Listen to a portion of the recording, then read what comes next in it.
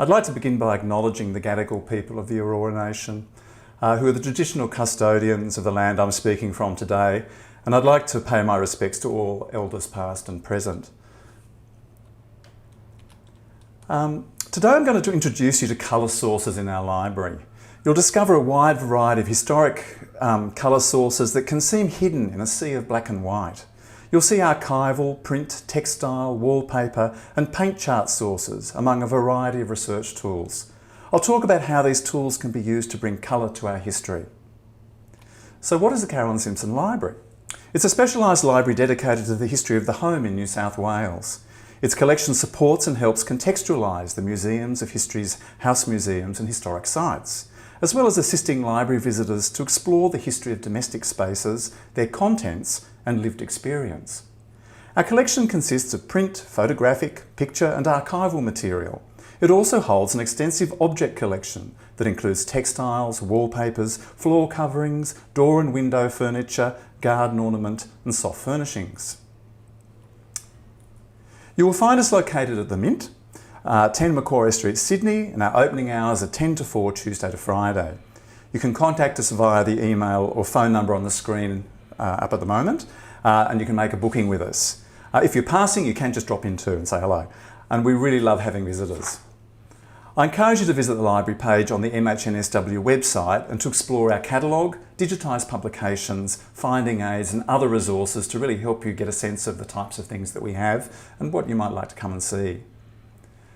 So when it comes to colour in the home, we're often victims of circumstance. By that I mean we can usually have some control over the arrangement of colour through our furnishings, the use of textiles and pictures, but often accept the colour we're given on the internal walls and the exterior fabric of the building. We may not own the home, or the cost of painting an entire building can be limiting.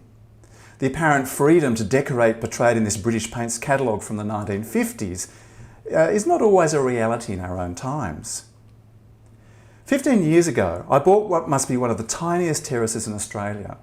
It was a 2-storey, 43 square metre building in Glebe in Sydney. It had been built in 1881, and prior to our purchase, the exterior had been painted in the colour known as Monument, that slaty grey colour that seemed to take over the Australian suburbs in the early 2000s. Given that I've spent many years working for an organisation that specialises in the conservation and interpretation of historic houses, one learns not to be afraid of colour. So it went against the grain to buy a house built 130 years ago that had been slapped with a coat of monumental paint. But the house was great value and a pleasant enough place to live, and we never got around to changing the colour of the house. Fast forward a few years and we decided to move, buying a hybrid beast out of Sydney built in 1917. I say hybrid because it's primarily California bungalow, but with a Federation and late Victorian twist. It was built only 4 years after the first California bungalows arrived in Australia, and its newness as an architectural form, combined with its regional location, probably accounts for its split personality. The important thing about the house in terms of my talk today is that externally it is painted a salmon colour, or you could call it a pink house depending on the light. I've never imagined myself living in a pink house. It really is one of my least favourite colours. So I apologise to any Barbie obsessives out there. But here I am in a big pink house and discovered that the sun-exposed wall on the eastern side needs painting. The walls on the rest of the house are still in pretty good nick. So the question is, does one replicate the current colour or change the whole colour scheme? Do we go radical or treat it like the Harbour Bridge and slowly work around the building every few years, continuing with the same colour scheme? One thing that niggled me when making the decision was the voices of some of my heritage associates who have visited the house. Their initial response would be, "Love your choice of heritage colours. They really complement the design." Some of them would then finish with, "You're really brave." I was never quite sure how to take that. And the thing is, they're right. The house feels comfortable in its own salmon skin. So instead of being victims of colour imposed on us by a previous owner's colour consultant and a generation of Australians living in the first decade of the 20th century, we decided to embrace it. And part of that process is to understand why that colour makes sense and what was in the minds of those who originally chose this or similar colour schemes. Now that isn't always easy, as colour can be surprisingly elusive in historical records. While the Caroline Simpson Library holds a small builder's archive which matches the time period of our house, much of the illustrated material is monochrome or in black and white, as in the case of this illustration of a bungalow. However, colour does appear sometimes, and while this cottage is not a California bungalow, its salmon-coloured walls remind me of home. As I've mentioned, as one of the big challenges of investigating historical colour is how elusive it can be. I work in the library with tens of thousands of books and photographs, and yet so many of them are in black and white. Whether it is an architectural pattern book from 1793, an original drawing of an Australian drawing room made in 1900 for a furnishing company trade catalogue, a photograph of the music room of a house in Sydney around 1912, and you can almost see the colour trying to fight through the monochromatic lens in this one. There is clearly so much colour in this room. And here we have one of our many black and white photos of plants and gardens. I imagine I can see green and purple there. One of the most important rare books in our collection relating to early 19th century design and colour is Thomas Hope's Household Furniture Interior Decoration. The book was published in London in 1807. Perhaps surprisingly to us now, this hugely influential book was published in black and white. Born in Amsterdam in 1769, Hope not only inherited a passion for collecting, but also a huge fortune from his family. Like many young wealthy gentlemen of the era, Hope joined the Grand Tour, travelling through Europe, Greece, Turkey and Egypt. He was inspired by the many antiquities he encountered and used these to create designs for Regency interiors, furniture and metalwork. Walls in his home were painted in vivid tones such as green, saffron, cherry, turquoise or salmon pink. There's that pink again. Like any intrepid web surfer today, Hope was a bowerbird of design inspiration, but with a canny ability to synthesise his discoveries into what we know as the Regency style. This style reflects the decorative arts produced roughly between 1811 and 1830, during the regency of George, Prince of Wales, and his reign as King George IV of England. The principal source of inspiration for Regency taste was found in Greek and Roman antiquity. Regency style emphasised a purity of detail and structure and employed quite strict archaeological interpretations of antique style. The Napoleonic expeditions to Egypt in 1798 also excited strong interest in Egyptian motifs. You can discover an example of colonial Regency style interiors in our very own Elizabeth Bay House Museum. In 1799, Hope purchased a large house in Duchess Street, Portland Place, London, which he remodelled with a series of themed interiors. Here we see the Egyptian room, one of many of the rooms depicted in his household furniture interior decoration, and incidentally was the first publication to use the term interior decoration. In 2008, the Victoria and Albert Museum in London recreated some of these rooms, and they reflect the Regency attachment to antiquity and ancient forms. Bright colours and the use of bronze and gilt dominate the rooms. You'll notice the rather distinctive settee and armchair in the colour image, which also appears in Hope's original engraving. These extraordinary pieces of furniture, designed by Hope, are part of the Powerhouse collection here in Sydney and were brought to Australia in 1924. They are currently on show at the Powerhouse and as part of the 1001 Remarkable Objects exhibition, and it's really worth a visit to see them. Thankfully, we don't need to rely solely on museum recreations of black and white illustrations in books to experience the colour of the past. One of the best sources for early 19th century colour is our copy of Rudolf Ackermann's heavily illustrated magazine Repository of Arts, Literature, Commerce, Manufactures, Fashions and Politics. This magazine was released monthly between 1809 and 1828. The Caroline Simpson Library holds the only complete run in Australia, and it provides an immersive experience when it comes to interior design, fashion and colour during the first quarter of the 19th century. We know that families in Australia had access to the magazine, and we hold a volume that belonged to Anne Piper of Henrietta Villa, Point Piper, in around 1818. We think it is likely that the magazine may have influenced, or at least reflects, some of the design choices Anne and her husband John Piper made when constructing their house.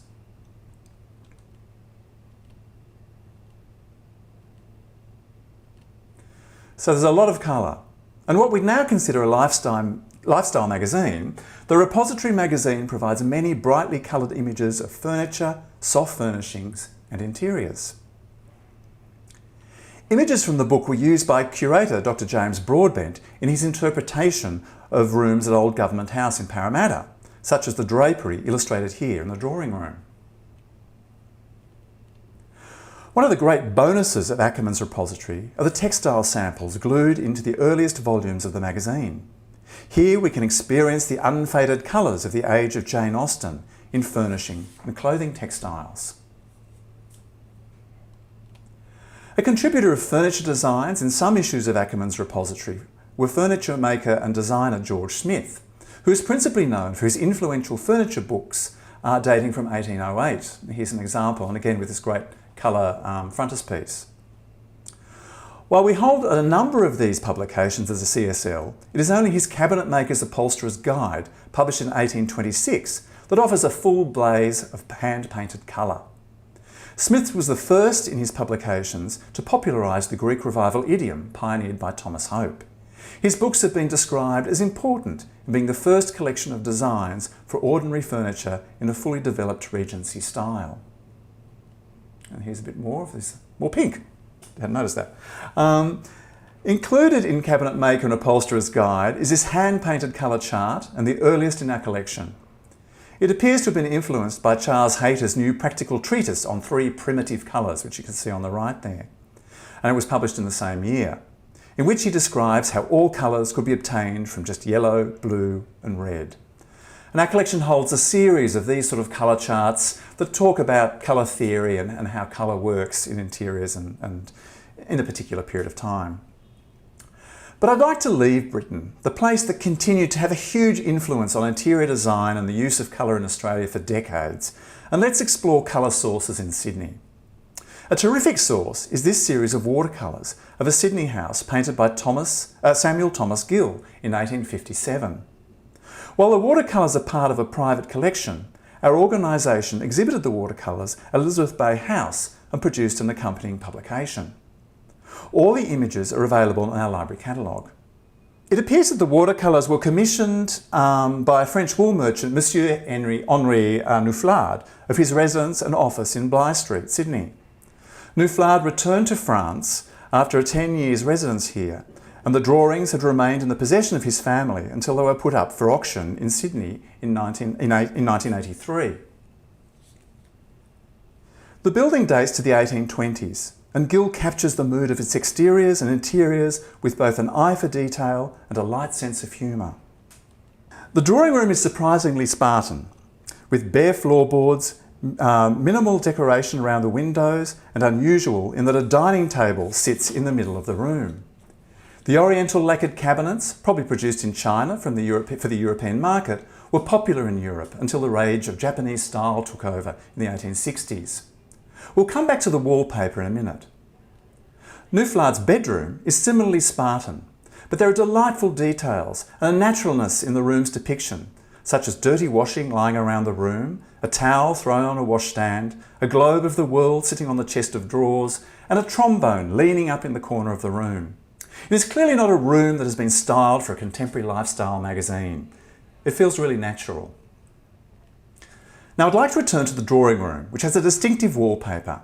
Unusually, the wallpaper runs from a ceiling to the floor and ignores the chair rail running around the room. Normally, the rail would have separated 2 contrasting papers. The wallpaper remnant on the right of the screen is dated to around 1860 and comes from a house across Darling Harbour at Pyrmont. While the wallpaper in Neuflard's room is a little earlier, the Pyrmont paper gives you a sense of what the room might have been like. Neuflard's house may have been demolished in 1895, but other buildings have survived into our own time, and some with colour secrets waiting to be discovered. In 2004, a large piece of wallpaper was retrieved from a room, probably a parlour, in a workers' cottage in Union Street, Pyrmont. The small cottage was built between 1842 and 1845 by a waterman turned publican named John Reed Harmon. Between 1845 and 1870, there were at least 9 different occupants, including a butcher, watchmaker, painter, brass finisher, dealer and master mariner. From 1871 to 1904, a confectioner named George Jansen lived in the house with his family. What was special about this wallpaper find was that it actually consisted of 11 layers of different wallpapers, a wallpaper sandwich, as we call it. And I'm now going to click through and show you all the rest of the wallpapers, and starting with the earliest wallpaper in the 1840s and moves up to the end of the sandwich 30 years later. So here we go. These were all stuck on top of each other. And then we've separated them and revealed all these different periods of colour.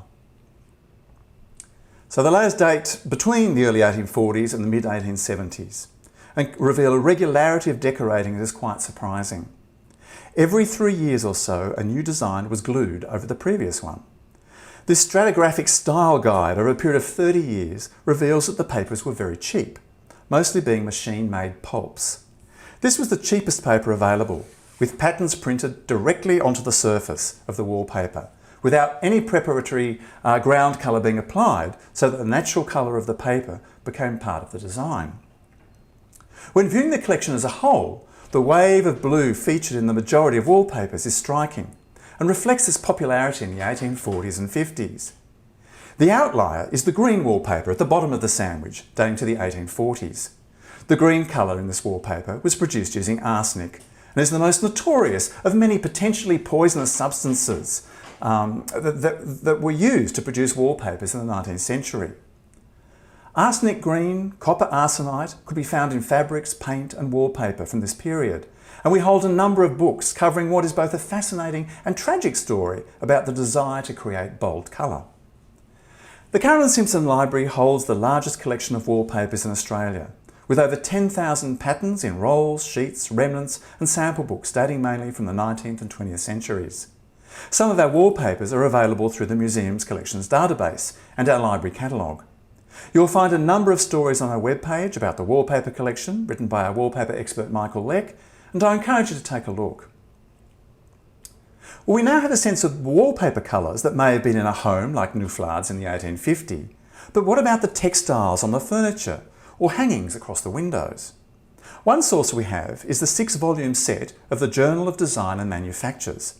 Published between 1849 and 1852, this journal is one of the first periodicals devoted to the applied and decorative arts. It includes references to the schools of design and to the Great Exhibition of 1851 in London, with many samples of the fabrics and wallpapers that were exhibited. But we can take our hunt from the 1850s textile colour sources one step further and use textiles we have in our collection that are provenance to Sydney homes from the period. Here you see 3 textiles from the Sydney area. Inevitably, they have suffered from the Sydney climate, but their survival provides further evidence of the colour palette found in our earlier homes. I've focused mainly on published sources, but we often rely on archival sources to get past the wall of black and white. Here we have the ballroom of Chatsworth, Potts Point. I suspect a style few would ever associate with an interior in New South Wales. Some have said to me it feels more like Versailles in France. The house was built in the 1840s as a single-storey structure that continued to grow. In 1884, Charles James Roberts made substantial alterations and additions to the house, including a ballroom, which was lavishly decorated by the Italian-born artist, decorator Signor Augusto Lorenzini. Lorenzini, born in Rome in 1852, arrived in Australia in 1883 after working in London and Paris as a decorative artist. His beautifully opulent and theatrical style of allegorical decoration was part of the character of the 1880s and 1890s, and he was, for a short period, the leading proponent in interior design and decoration in Australian society. His career was cut short by the Depression of the 1890s, and throughout that decade and the following one, he made his living from a combination of painting and fruit growing. Over time, the fine buildings he had painted were demolished, and he and his work faded into obscurity. In 1995, his extraordinary archive appeared at auction and was acquired for what is now the Caroline Simpson Library. Boxes of his watercolour studies for room and ceiling designs have survived and help us add colour to a lost Sydney story. So here we can see a photograph of the ballroom's hand-painted ceiling. still pretty hard to read. But when we turn to the colour study done by Lorenzini of the very same ceiling, everything's changed.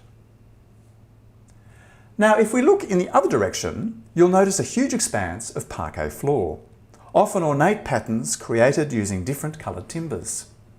On the right, you can see a trade catalogue we hold by the Anglo-Swiss Parquet Flooring Company in Melbourne and was published in around 1889 and around the time that Chatsworth Ballroom was built. Now look, I haven't found the exact pattern, but you get the picture, and it really gives you a sense of what that floor might have looked like. And here are some more of Lorenzini's room designs. It portrays a vision of Sydney interiors like you've probably never seen before. One of the strengths of the Caroline Simpson Library is its collection of manufacturer and retail trade catalogues. Sometimes these ephemeral print forms can be combined with archival material to create new colour keys. This furniture catalogue from 1895 is one of the earliest examples of the David Jones department store. Like so many catalogues, it is in black and white. And this picture is almost reminiscent of the Thomas Hope rooms we saw from almost a century earlier. However, this catalogue is special, as found within it were some of the original colour designs used to produce it. The designs were drawn by Fred Least, who, while training as a furniture designer at David Jones Limited, studied art at Sydney Technical College before becoming a student of the Art Society of New South Wales. So, here we have the original designs providing a blast of colour to the sepia print versions. And here's another one. And here's another one. They're getting brighter and brighter. And then we discovered that at least one of the drawings, the last one I put up, had been copied from a German portfolio compiled by A&L Streitenfeld in 1888. So don't always assume everything's original. There's a lot of copying happening, and really interesting that this German source, very, very rare source, which we covet and could only find in the V&A,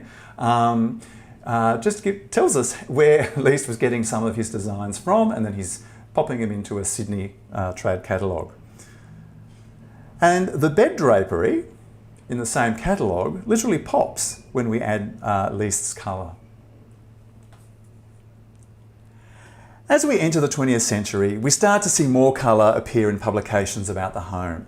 Books like this one on painting and decorating by Walter J. Pearce, published in 1902, provided ready access to a more standardised colour.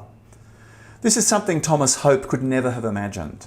However, high printing costs ensured black and white images would remain common for much of the 20th century. In the last 12 months, we've been assisting the National Trust of New South Wales in its restoration of the interiors of the House Everglades, located in Leura in the Blue Mountains. While there are some wonderful photographs of the interiors, archival and physical evidence of how the rooms were coloured, many of the sources are in black and white. So the photograph of this house in 1938 gives no clue to the colour of the exteriors. And so we have this colour depiction of the house on the cover of Australian Home Beautiful, which is a little more indicative of its external treatment, but probably a fairly approximate colour treatment, I think. The trees' leaves look almost lime green there. And we have the same problem with this lovely photograph of the main living area inside the house. While this image of the same room published in a Feltex carpet brochure gives a stronger idea of a possible colour scheme for the room from 1940. I encourage you all to head up to Everglades later in the year to see the final result. In the last few years, we've started to explore evidence in our collection of how designers in New South Wales develop their skills. We have some wonderful examples of student work made while training at the Sydney Technical College, East Sydney. We have examples of students' designs and workbooks covering 4 decades from the 1940s to the 1970s. And here you can see a colour wheel by student Helen Burgess, who studied under Phyllis Shillitoe. And we also have an example of the work of student Vivian Schaefer, who was engaged in a 2-year design course at Sydney Technical College, East Sydney, between 1951 and 1952. Here we have an illustration of the interior of Rose Seidler House, using a colour palette based on the artist Mondrian. Design historian Dr. Katrina Quinn will be exploring the world of design and training of students in a public program at the Mint on Wednesday the 11th of October at 6:30 p.m. This will include a viewing of related library material, so I'd encourage you to check out our website for details. I'd like to finish with a format that we're all familiar with, the colour paint chart. You saw a form of paint chart in George Smith's publication from 1826, but they only really kicked off when there was a technological shift to ready-made paints in the late 19th century. We take it for granted that we can buy a can of paint and slap it on the wall. This was a long time coming, and paint was traditionally hand-mixed using combinations of lead, chemicals to create colour, terps and linseed oil. Flat and glossier paints could be created by varying the mix. On the left of the screen is a very early example of a ready-mix chart from the Detroit White Lead Works, and has been dated to around 1880. On the right is an Italian paint chart produced by Max Meyer & Co. and dates to 1900. It's a really lovely example of how beautiful the design of colour ephemera can be.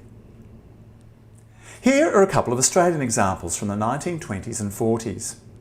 The library holds hundreds of colour charts spanning the late 19th and 20th centuries and serves as another way into colouring the past. Here is a black and white picture of Lower Macquarie Street, Sydney, taken in the 1930s. The tall building on the far right of the photo, is the Astor, a significant apartment building which will be celebrating its centenary next month. Built in 1923, the Astor dominated the Sydney skyline for many years, until rivals like the British Medical Association building appeared. It's that gleaming white building 2 doors up from the Astor. The exterior of the Astor building is currently an off-white colour and has been for as long as anyone can remember. But when you look at this black and white photograph, the Astor is a markedly different colour to the very white BMA building. To learn more about the original colour of the building, a heritage paint expert asked to view paint charts in our collection from the early 1920s. He found these 2 cement paint colours published in the year of the Astor's construction, and it looks like the greyish colour at the top matches paint scrapes found on the building. There have been a number of early paint schemes used on the building, but this postcard from the late 1930s suggests this could be the match. I'd like to finish as we began, in a monochrome world but with splashes of colour. Here we are in the ultimate colourless world of Antarctica. This little humble shed is Hillary's hut at Scott Base. You can see its location on the map on the right. In preparations to celebrate the 60th anniversary of the hut's construction in 2017, Museums of History New South Wales was asked if it could assist in the recreation of a 1950s colour palette for the New Zealand-owned building. The portable building had been constructed in Melbourne and its exteriors painted in New Zealand before being transported to Antarctica. The interiors were then painted in situ using Burgomaster paints manufactured in Sydney. Along with paint scrapes taken from the building, New Zealand heritage staff had found a list of the original paint names used, but they had no colour samples. They didn't know what the colours actually meant. The Caroline Simpson Library holds a Burgomaster colour chart from 1958, with 5 of the colours mentioned in the original building specifications. The colours were sent to New Zealand and used by Dulux to help formulate the new colours. So here are examples of the new colour scheme. The yellow and orange looks hard to miss in a blizzard. And the rather bland interior of 2016 has been transformed into the original colour scheme of the 1950s. This was a wonderful and most unexpected use of our colour collection. And so while we may not be colour experts, the staff at the Caroline Simpson Library have access to many wonderful sources to help you explore Australia's historical colour world in the home. And we're always up for a challenge, so why not just drop us a line? Thanks very much.